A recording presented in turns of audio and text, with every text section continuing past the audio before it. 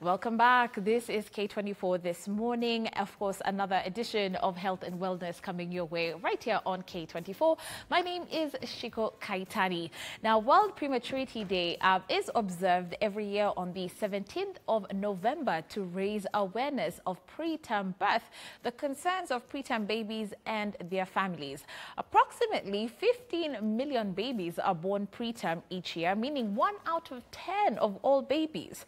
And according to the World Health Organization, these numbers are rising.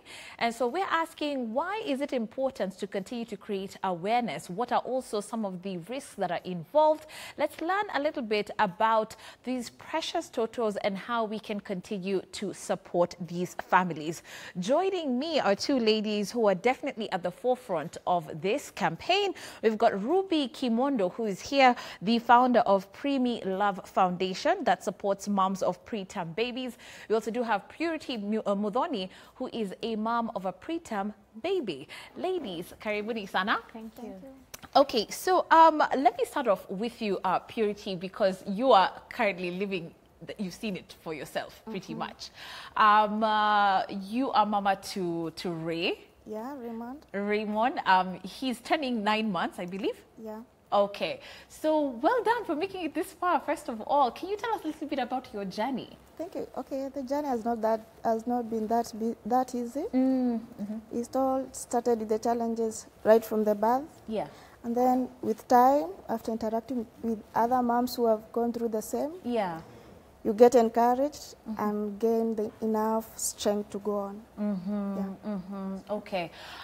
When you, you know, pretty much had to get into this situation, tell us the weeks at which your child was born, and if they even explained to you what the cause was. Okay, I gave birth at 32 weeks. Okay. I had a premature membrane rupture, and the doctor said I would have no otherwise but to undergo an emergency CS, Right. so as to save the baby, because there was deficiency of the amniotic fluid. Okay, and even for you, Ruby, tell us a little bit about your foundation and why you felt that, by the way, this is so important to set up. So Preemie Love was really born out of my own personal experiences with prematurity, because I have 4 children, and I get a condition called preeclampsia in all my pregnancies. So with preeclampsia, it can be managed, but sometimes it gets, and it's managed to the point where they're able to deliver the mom and deliver the baby safely. But sometimes you're not able to carry the pregnancy to term. Right. So my first pregnancy, I was young. I was supposed like Purity, a little bit younger than her. Right. It was my very first pregnancy. I had no clue about some of the pregnancy complications that any mother can go through when they're pregnant. So then I got preeclampsia. I suppose what really helped me was just Google, just being able to find out why my hands swollen, why is my face swollen. So then, and that's how my journey started. Okay. All through 4 pregnancies, my pregnancies are just really sicknesses for me. Wow. Yeah. Yeah, but I went through all of them, and I experienced, my first baby came at 28 weeks. The second one came at 30 weeks. The third one was my only full-term baby. Yeah. He came at 38 weeks. But that was, I had to stay home for the whole 38 weeks. Wow. And then the fourth came at 34 weeks. I had hoped he would also do 38, but he came at 34. So after I gave birth to this last baby, and we were with other mothers in the NICU, the neonatal intensive care unit, we were interacting, we were sharing experiences, we were helping each other, as she said, just that interaction between mothers. Yeah. So I felt, let me start a WhatsApp group when we go home. Yeah. I know things are different when you go home. Yeah, because you kind of forget each other. You don't even remember who was in the ward. Yeah. Yeah, and even caring for the baby, because your baby has been in hospital for, well, 2 months sometimes. You've had such a long hospital stay. Yeah. And the time your baby is in hospital, the medical staff are taking care of your baby. So your job really is to just be there. Yeah. Bring the milk, be there. Bring the milk, be there. But you're not really taking care of the baby. Yeah. But when you go home now, suddenly it's been 2 months, you're not taking care of that baby. Suddenly you have this very vulnerable baby to yourself, all by yourself at home. So it can get a bit challenging. So that's why I said we could be talking about stuff, you know. And your experience is different from what all other mothers experience, because now you're dealing with a very vulnerable child. So even for me, who's just had my child at full term, I wouldn't be able to understand what you're going through. Yeah, it's tricky because, for instance, you're breastfeeding your baby, right? When you went home, by the time you left the hospital, you had been taught to, the baby had been taught, you've been taught how to latch the baby onto the breast and how to breastfeed the baby. So you just go on and run with that. But for preterm babies, it's been a journey, feeding the baby milk. First, they started being fed using tubes. Then it got to a time we were feeding our babies with cups. And then now we had to teach them to breastfeed. It's actually, you have to teach them to breastfeed because they're really tiny. They get so tired when they're suckling. So they can't get enough. By the time you're being discharged home, maybe the baby's about 2 kilos. It's still a very little baby. And probably they're still battling other challenges. So yeah, it's different. It's different. Purity, for you, what was going through your mind, you know, after you've had your emergency CS and you're seeing your little baby in this incubator? You know, how did you feel at that moment? Okay, I would say about 2 months before then, I think God had equipped me. Had had a lady who had talked about this of the same. So it was like, kumbe, I would become a victim.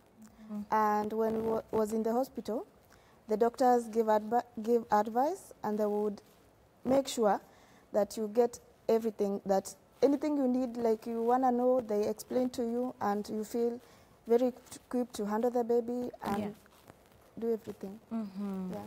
So in regards to what you're told in hospital in terms of how to handle the baby, you know, what were the restrictions? Why don't you share with us? Because for those who have just had, like she said, what would be called as normal delivery, you know, we don't get to see that side. Okay, the preemie babies are very vulnerable, so we're told to observe hygiene and make sure that the baby is at a good, the other babies are more, what do I say? The other babies are okay compared to these preemie babies. So you need to handle these preemie babies with more care and more, they are more fragile than the others, than the full-term babies. All right. For you, and let me just get back to you, Ruby, in terms of your experiences. Were you told that you should expect this going forward, even after your first one? And you were told, please just know that if you were to ever have any more children. Yeah, I was. I even warned not to get any more babies. Right. Yeah, because it's a serious condition. And but I have interacted with many. We have 3 WhatsApp groups. So and I normally do visits to Kenyatta. I've interacted with so many mothers, and I've come to realize not every experience repeats itself. Right. Yeah. So for some reason, mine did repeat itself 4 times. In many cases, you'll find moms who've experienced what I went through. They then go on to have a normal pregnancy after. Right. I also my 3rd pregnancy, I didn't get preeclampsia, so I don't know what really makes it come and what makes it go away. I suppose we leave that to the medical professionals to tell us. From my perspective, I'm just a mother who's gone through 4 pregnancies, and 4 difficult pregnancies. And I've interacted with many mothers who've gone through all kinds of experiences that led to the premature birth of their baby. Some of them, as she's saying, her membranes ruptured. We don't even know what that means sometimes when you're pregnant. It's when you go to hospital and you're told this has happened. Some of them, their waters break, you know, they start leaking amniotic fluid. Others, they just go into labor. And so really we don't know. But what I've come to realize, with information, mothers are really able to take care of themselves, to catch some of these things early enough, so as to seek medical intervention and even avoid a preterm birth. Information is really crucial. It's important, especially during pregnancy. It's important that the mom follows up with her clinic visits. I was actually going to raise that up. It's so crucial, right from the beginning, from the time you find out that you're pregnant. Just go to hospital, attend your clinic visits, and then let the doctors know everything that you're going through. Sometimes we you know, growing up, you've seen women pregnant, and you've been taught about this thing about being tough when you're pregnant, not crying over every little discomfort. So then you want to be strong about things. If you're unwell, you want to be strong about it. But sometimes that could be a very a warning sign that something is not right. Okay, and for you, even in terms of your antenatal clinics, were you up to date with your visits? Was everything going smoothly, or were you also a bit lax, like, you know, you'd probably skip it and not go every month, you know? I started going to the clinic immediately after about 2 months. So even when the doctor realized that I had a oligohydromia, it was about my 4th visit to the clinic. Okay, yes, continue. So the clinic was going on a private hospital, and after the leakage started, that's when the doctor at the clinic said I should go to a big hospital, that is Kenyatta Hospital, because the private hospital that the one was attending, they could not handle my case. So I had to go to Kenyatta, and that's where I delivered. Okay. All right. So we actually do want to ask you to continue to interact with us on our social media platforms concerning our discussion today. As we continue to mark World Prematurity Day, we are, of course, recognizing what these families go through, and even talking about what could we do to provide a support system and even better care for these preterm babies. Purity, back to you as far as when we talk about this support system. When you say that, by the way, or rather, Ruby, sorry, that you've got this foundation, Preemie Love, what do you do on a regular basis? Is it just, you know, making visits to hospitals, or now within this WhatsApp group, what do you do? So the genesis really, mothers, the experiences we go through when we are pregnant, when we are birthing our babies, how we were taken care of, how our babies were taken care of. Even you, I think we carry these experiences for a lifetime. Now, if this experience happens to be a traumatic experience like what preterm birth is, then it's what brings us together as mothers and helps us to really share what we went through and strengthen ourselves. So I started Preemie Love because of that, sharing of experiences, connecting mothers, creating support networks for mothers. So just psychosocial support, bringing mothers together, you know, saying I went through that, really just like you are going through it, really encourages somebody who's currently going through the experience. So we started just to bring in that element of psychosocial support, creating networks of support for mothers. With time, we started doing hospital visits because we felt the need to reach out to mothers when they're still in hospital. And that's why we created the WhatsApp group. Sometimes we'll do home visits. Because if there's a mom at home and she's having a rough time, we can go home and help her. We also just do a lot of advocacy, raising awareness of preterm birth to women who are pregnant through social media. And even one-on-one, every month, whenever I meet any person, I'd like to talk about pregnancy a lot. Just to raise awareness, spread information. One of the things we like to talk about a lot is respectful maternity care. For the mother to know that she should be treated well when she's in hospital by the healthcare professionals. That she has a right to information. She has a right to dignified treatment. She has a right to be spoken to properly. To be given information. And those are not things that luxuries. No.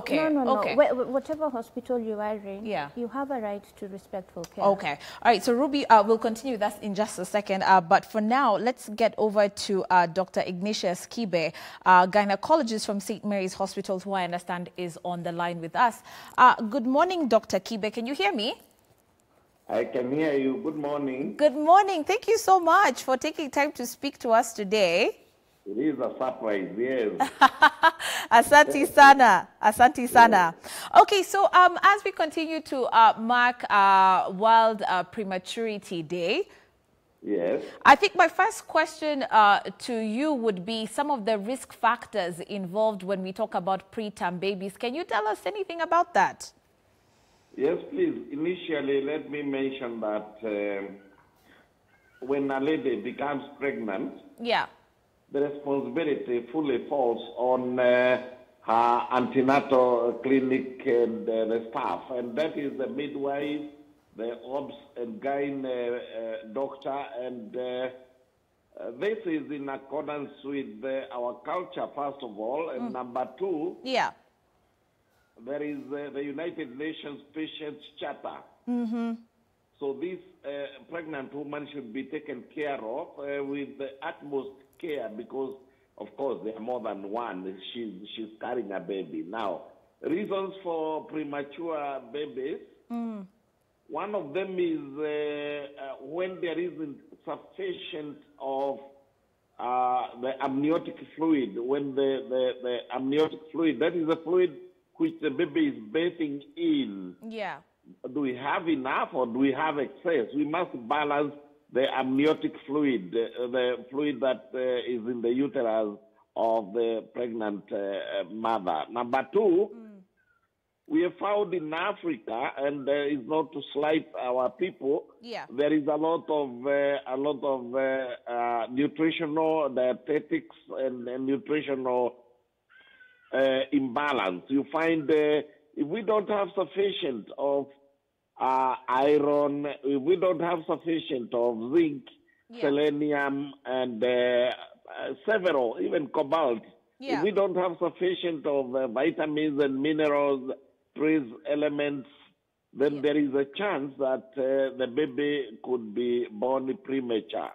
Or, if not even born premature, could as well be born with a low weight of the baby. Number three, there are certain conditions that must be picked by the antenatal clinic. For example, there is a rise in blood pressure, and there is also a rise in blood sugar. There is something that we call there is a diabetes, a type of a diabetes that is prompted or brought about by pregnancy. We say gestational diabetes. And the lady and the baby could reach a gestational diabetic level where sugars rise so very high, and the baby just cannot stay on, and we get what we call blood. We get telangiectasia, blood vessels, and blood itself becomes not sufficient or too much. We must balance this. There is a fourth condition, and we call it, we say when the blood pressure itself is not diabetes this time, but blood pressure. We say preeclampsia and eclampsia. That is when blood pressure shoots suddenly, and this again is the responsibility of the antenatal clinic. I would like to urge and to advise all ladies when they are pregnant and they have gone past their first trimester to strictly follow antenatal clinics. Absolutely. Okay. Let me just rope in the issues of levels of hospital care. When we talk about first level hospital, we understand that there's few specialties. Second level hospital, maybe there are more clinic specialties, but, there's a focus on third level hospitals in regards to premature babies. Do you think that we've got the capacity now in Kenya, in your opinion, to be handling more of these cases, and it is pretty much what's determining the survival of our children?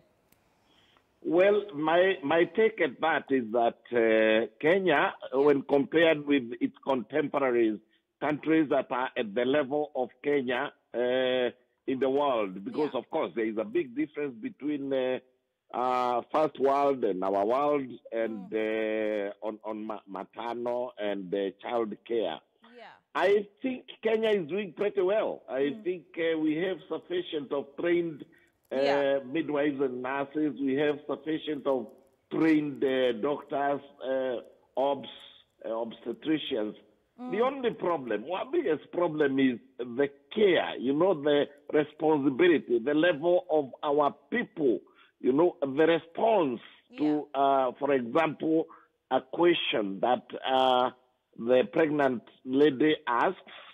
We tend, like that lady is talking about, we tend to sometimes scold or shout at a pregnant lady. That alone, depression and anxiety can cause a lot of problems to both the baby and the uterus and the mother. And indeed, I must mention at this stage that the baby at that stage can hear and feel the environment. So the baby, when the mother is being scolded, the baby is getting the story. When the mother is being mistreated, the baby in the uterus can hear and can feel what is happening. So let our staff get to settle down and love our people and love our future and be patriotic to our country. Right. So as far as I'm concerned, I think all the levels of our hospitals and institutions of health are well organized, and we have a very efficient system as of now. Okay. In regards to just what you mentioned about taking our antenatal clinics very seriously as a pregnant woman, would you say that in some way lifestyle can contribute to a preterm baby, in your opinion? I know you did mention something to do with nutritional issues, but could there be something that women would be doing that could cause this? Absolutely, absolutely. You see, there is a new lifestyle, and I call it new because it's the type of food, the type of diet that our people are taking. There is this imagination that a rich man takes tinned food or takes super, what we call junk food. Yeah. A rich person takes chips and the sausages. A rich person takes this or the. I want to mention that even I've seen a club where there are ladies who go taking wine, saying wine is good for pregnancy and pregnant women. I must say absolutely no. Right. This issue of going for ladies' nights, or whatever they call them, the pregnant girls' night. Yeah. And the showers. These are borrowed ideas, and sometimes there is detriment. Sometimes it's not good. For example, to take any type of wine. I'm saying any type of wine when one is pregnant. Smoking is completely out, and sometimes some types of games. For example, people go over dancing. You see, you find a lady who is expectant in the first or second trimester, or even in the third trimester, at one stage, wanting to go and enjoy the whole night is not proper. Okay, okay. So lifestyle definitely is a huge contributor. It's a huge contributor, and just to reiterate and to say once again about the diet, that it's very important that all doctors now are obstetricians and the midwives and whoever is getting in touch with the pregnant women at the clinics, they must talk about nutrition. Why and explain in detail why should somebody take a lot of water, why somebody should take a lot of green vegetables, right. Especially the spinaches are very cheap in our country, especially broccolis. Those type of foods are very, very useful to both the mother and the baby. And like I had the lady who was with you on the phone and on TV, she was talking about their lifestyle when they are pregnant. Even the style of sleeping is important, right. And the number of hours that she should rest. Right. Avoid pregnant ladies.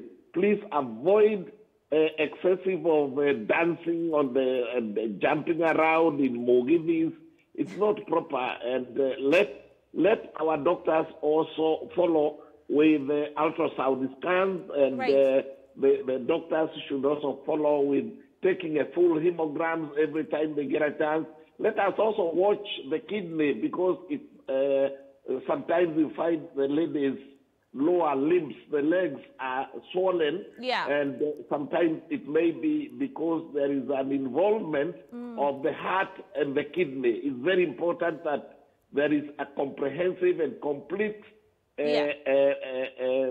checkup of her vital organs, the heart, the kidney, the lungs, and of course, repeatedly, let us check the house in which the baby is, the uterus. Let us see the flow of blood, and we can even do Doppler scans to find out whether the baby is receiving sufficient of blood and nutrients. Okay. All right. So what you're saying, the scans that we take, during pregnancy are very important because they give you an insight as to what's going on with the baby. Absolutely. It's very important. Those scans are very safe. Right. I heard somebody saying they are detrimental. No. X-rays are not good.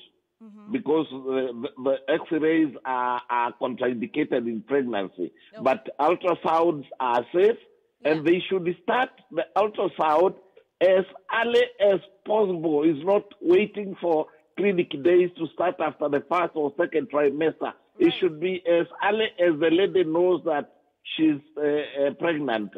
Within even 2 weeks, we can take the first ultrasound scan. And that will tell us the position of the baby itself in the uterus. It will tell us about the placenta and how it is positioned. It will tell us whether we have fibroids. Okay. It will tell us whether there is any risk to the baby. Yeah. It will tell us whether the baby is malformed, whether it has all the organs and in good shape and size. It will tell us the heartbeat, the breathing. So it's very important to follow those diagnostic procedures, and ultrasound is key, and it does not harm the baby, does not harm the mother. Okay, okay. And the frequency in terms of the scans, what is your recommendation? In our clinics, we do two per trimester. The first trimester, we do the first obstetric ultrasound scan at the earliest possible time, and we advise because sometimes the first ultrasound scan may not give us the what we call the patency of the pregnancy and how normal the baby is. We advise for a second ultrasound scan towards the 4th month, and then we do another one around the 60th month and another one at the 8th month. Yeah. And of course, towards the end, we do. Let me use the word several because we even follow we can even follow labor, and we can follow the development of the child, the overall 40-week development of the child using an ultrasound scan. Also, the quality of ultrasound scans. We're getting some imports of certain ultrasound scans that are, what you call hand operated, carrying around, and some of them are not cannot get the full picture or the whole movement of the baby. For example, the heart, the kidney, the liver of the baby. Also, we are interested in both the mother and the baby. We also want to know whether the placenta is previa or it is properly positioned, and the full development, so to call it, the full development of the fetus. Okay, all right. So we want to leave it there for a minute, Dr. Kibe, but thank you so much for speaking to us. If there are any questions that come through, we will forward them to you. But asante sana for taking time to talk to us this morning. Always my pleasure, and let our people, once again, this is a repetition. Let the medical personnel be medical. Let them be kind. Let them be cautious. Let them be good. Let them also explain to the patients, and especially to pregnant mothers. Let them take their time and explain in full detail. Thank you very much. Thank you too. All right, there you have it. Dr. Ignatius Kibe, gynecologist from St. Mary's Hospital, talking to us a little bit about our ongoing discussion on preterm babies, answering a few of our questions. And of course, keep them coming because we will be forwarding them to him or to another medical profession and see how we could link you up if you've got any questions as far as preterm babies is concerned. So let's take a short break. When we get back, still more to come in terms of at least those experiences and even how we can create a support system. Ruby and Kimondo and Purity Muthoni are still in studio with us. We'll be back.